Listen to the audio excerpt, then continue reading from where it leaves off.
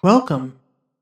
Tonight, a new doorway opens within the celestial current.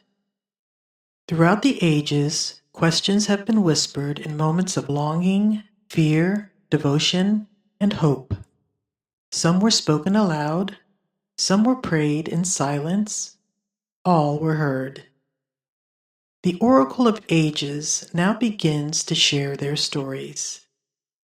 These are not merely tales from distant centuries, they are reflections of the questions that still live within us. This evening, we offer two stories to mark the beginning. In the weeks to come, one story will be shared each Saturday as part of this ongoing unfolding. May you listen not only with your mind, but with the quiet place within you that recognizes what has always been true. Let us begin. Why does the fire not consume me when I touch the truth? A mystic mid-trial, Andalusia, 1491 CE. The Mystic of Andalusia. Name unknown, but known by his fire. He was not a monk. He was not a scholar in robes sanctioned by Rome.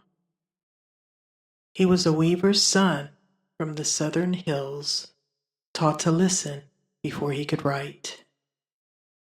He heard the names of God in the rustle of fig leaves and the breath between his mother's lullabies. By the time he was 17, people were coming to him with dreams and leaving with clarity they did not know they carried. He read not the stars, but the silences between them. What called him forth? It was 1491. The Inquisition's reach had grown long. In Granada, Jews were being expelled, Muslims coerced, mystics, those who dared speak of unity, of light that lived beyond Scripture, were seen as threats. He had not preached, but he had spoken to a woman whose son had disappeared, to a soldier who wanted to walk into the sea, to a nobleman's daughter who swore the moon spoke to her. And someone reported it. They called him a heretic. He was taken. The trial. They asked him under torchlight, "Who gave you this knowledge?" And he, foolish with spirit, replied, "The fire, and it did not burn me." They struck him. They waited for a retraction. But he did not retract. He wept instead, not from pain, but from what he saw in them. The men who accused him were terrified of their own longing for the truth. Why the fire did not burn him?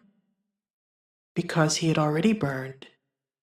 He had offered his certainty years ago to the divine in a grove of olive trees. He had asked to be made transparent, and Spirit said, "Then you will feel the truth and survive it. Others will only feel the heat and fear it." He was not spared punishment, but he was never silenced. They exiled him, and in exile, he wrote a scroll in charcoal and wine on goat hide. The words were not preserved, only the question remains.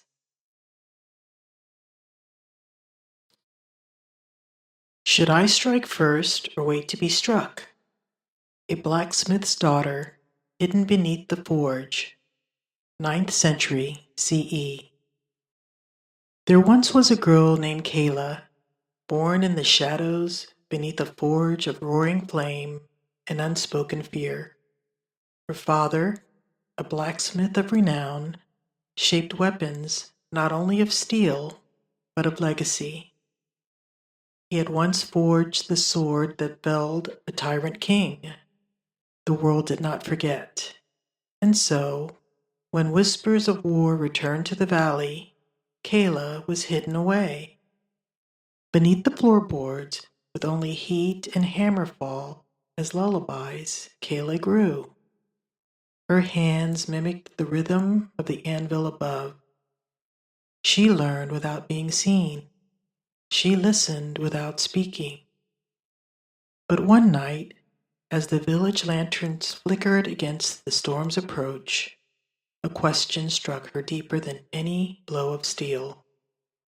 Should I strike first, or wait to be struck? Above, her father's hammer paused. She had spoken aloud. He did not answer. The silence became her teacher. And so Kayla began to forge her own blade, quietly, reverently, with prayers etched into the tang and tears soaked into the quenching basin, not to spill blood, but to break the chain. When the soldiers came, they did not find a child. They found a woman who stepped from beneath the forge with fire in her eyes and a blade that shimmered with ancestral defiance. She did not strike first, but neither did she cower. She waited until the moment chose her, and when it did, she struck true, not to destroy, but to remember, not to win, but to awaken. The sword she carried became legend, not for the enemies it felled, but for the peace it forged afterward. And her question echoed into time, not as a warning, but as a rite of passage. When is the moment to rise?